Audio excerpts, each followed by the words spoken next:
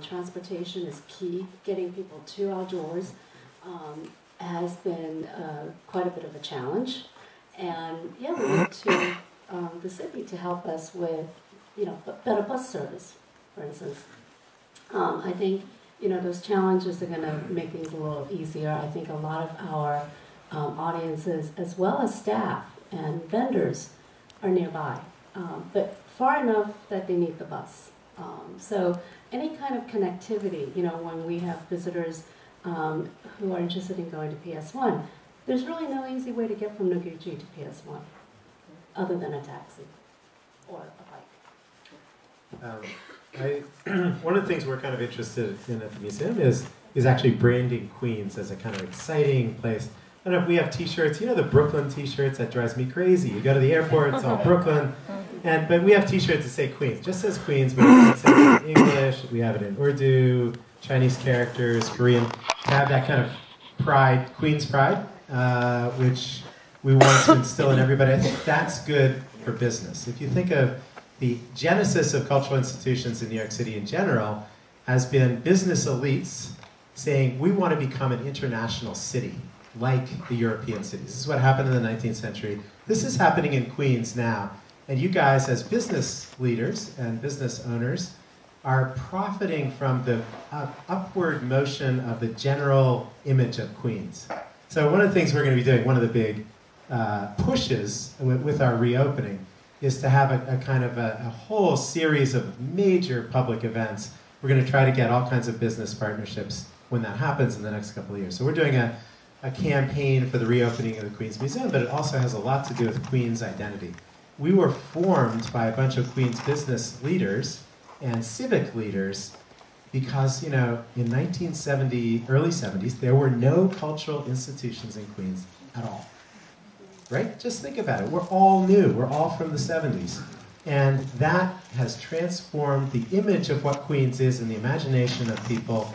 So, there's still jobs here. There's still some manufacturing going on. But as you know, it's a difficult moment for that, and the upward movement, business-wise, in this neighborhood, a lot of it has to do with the arts. I think that's true for Queens in general. In any case, that idea that Queens itself has an overall identity that's positive, I think it's positive for everybody in the room to recognize that. What I've noticed, I think we all have these great exhibitions, and sometimes I think, if we were on Fifth Avenue, Manhattan, we wouldn't have to do maybe all these extras to get people here. And I know at Moment PS1 we have warm up in the summer, and a lot of our all the audience comes there. And our goal is, and I think it's important, is how to figure out, we have these exhibitions that they're world-class exhibitions, but we need to do more than that. We need to do these events like the New York Art Book Fair, which brought 15,000 people over 3.5 days. Warm-up brings at least 4,000 people on a Saturday. We want to find other events, maybe quieter events than warm-up during the rest of the year, to bring, to get that audience of 500 people, at least 500 people each on a Saturday, Sunday, maybe upwards of 1,000. And I think, that's bringing people to the community that might go to another arts institution, will hopefully go to a lot of the businesses, whether restaurants, stores, and I think that's one thing that we can do. It works for both of us. We want a bigger audience, but we're bringing people that live here and that also don't live here, and I think that's our goal. And I think we can find ways to work with the community to figure out how to, what events would bring more people. We can think of some things, but I think we need all of you to help us. I've been thinking of this, this idea, and I think all of our ideas will help because we definitely need more people. On an average day, 200, 300 people come. We need more people, and we're constantly thinking of events that don't cost a lot of money. Maybe we can partner together. Maybe we often invite other groups to come in, like Printed Matter, New York Art Book Fair. We did a lot of things with the YAP, the summer architecture program. That was another great thing. The architects, Interborough architects, they designed the space. There were trees, there were other elements. All of the things in the courtyard went to Long Island City businesses and institutions. And that was a great program, and I'd like to continue to do something like that. The key for us is that there are these many connections people talk about between museum and local businesses, but we need to turn those connections into relationships. And we are proceeding at a ground-up level, that is talking to individual businesses to have a conversation about how we can help them and how they can help us help them. So that's turned into very specific programs rather than more of these connections that may or may not occur, where we want to know if when people come to the museum, if they're going somewhere afterwards and where that is, and be able to go to that place and say, that X amount of visitors from the museum just went to this or that place. And so when we look at our neighborhood dining partners, including the Astor Rooms, the most recent opening across the street, they are actually catering our cafe now as well. Five Napkin Burger, of course, and then Studio Square. We have deals, we've created relationships with all three of them and then developed a program on Thursday nights for the neighborhood, essentially, realizing that more of our visitors after the expansion are coming from the general area, and we put together Thursday night programming that we never had before, where we are also offering discounts in collaboration with these businesses at these three establishments, and then we'll be tracking that.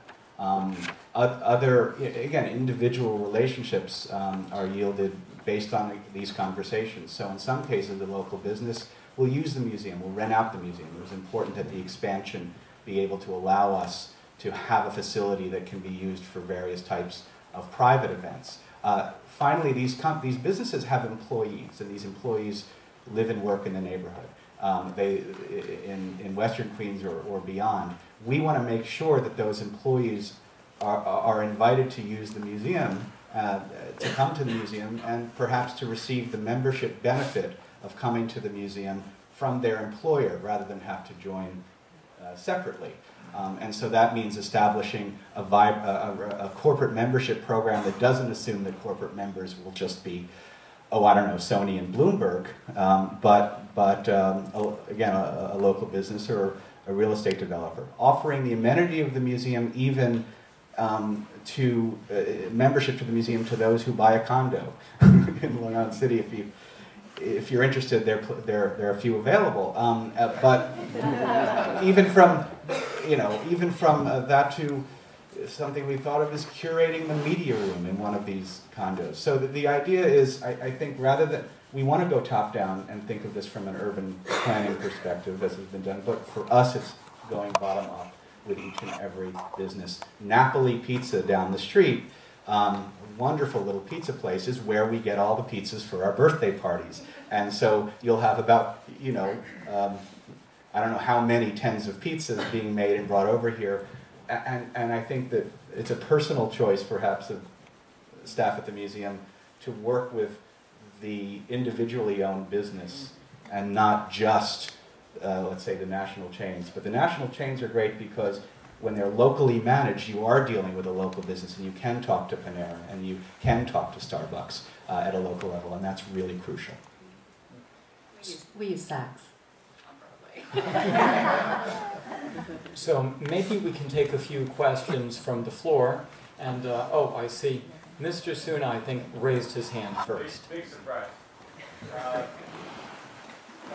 listening, but this is not really going to be a question. It's going to be a suggestion.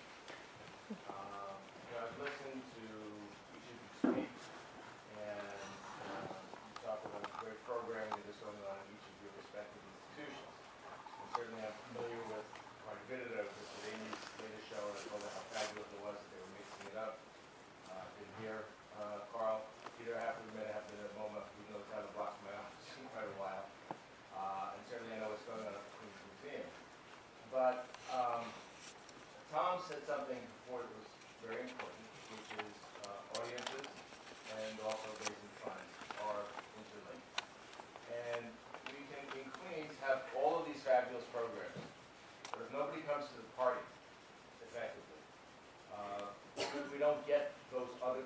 funding, we don't get those other things that we need.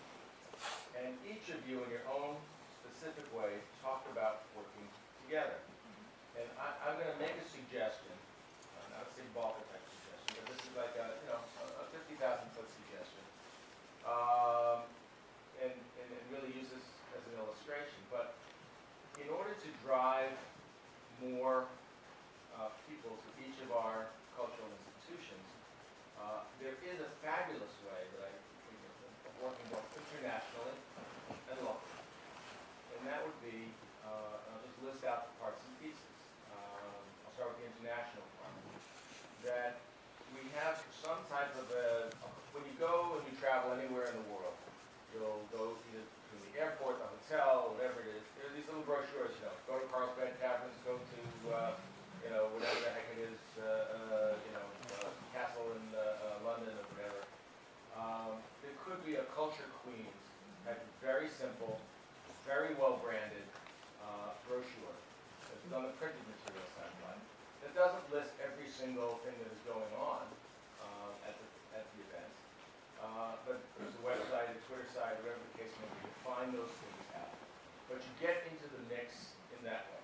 Those same pieces of paper can be left by Backenberger, Parkside Restaurant, whatever place that you think of. But there's another opportunity. If you brand it properly, and this Culture Queens, and you pick, and you may have to edit it down, you may not be able to get every single institution in there because it's small. But there are guidebooks for people that come to Queens. Be it Eyewitness, be it Fedor's, be it this, or what have you. And I'll use the Eyewitness books just because we use them whenever we travel. They show a picture and a simple description of what it is.